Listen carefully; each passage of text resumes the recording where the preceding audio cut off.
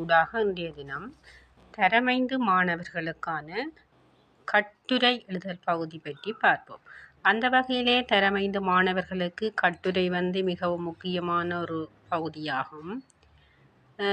கட்டுரையினுடைய தலைப்பு மாலை காட்சி பற்றி 3 வாக்கியங்கள் எழுதுவது 5 சொற்களுக்கு குறையாமல் இருக்க வேண்டும்.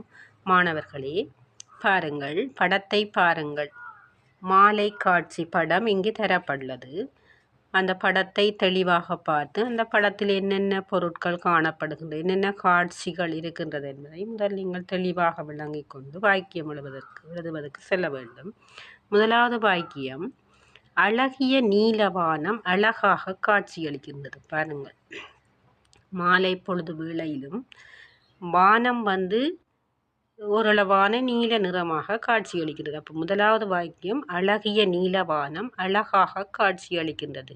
இந்த வாக்கியத்தில் 5 சொற்கள் காணப்படுகிறது. சொல் என்பது உங்களுக்கு தெரியும். அழகிய என்றது ஒரு சொல், நீல என்பது ஒரு சொல், வானம் என்பது ஒரு சொல், அழகாக என்பது ஒரு சொல், காட்சியளிக்கின்றது. அப்படி 5 சொற்கள் இடம்பெற வேண்டும்.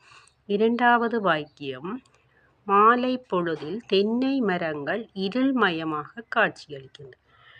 பாருங்கள், மாலை பொழுதில் தென்னை மரங்கள் பச்சையாக இருக்கின்ற தென்னை மரங்கள் மாலை பொழுது என்பதனால இருள்மயமாக காட்சியளிக்கின்றது. மூன்றாவது வாக்கியம், பல வீடுகள் ஆங்காங்கே காணப்படுகின்றன. பாருங்கள், தென்னை மரங்களுக்கு இடையே பல வீடுகள் ஆங்காங்கே காணப்படுகின்றன.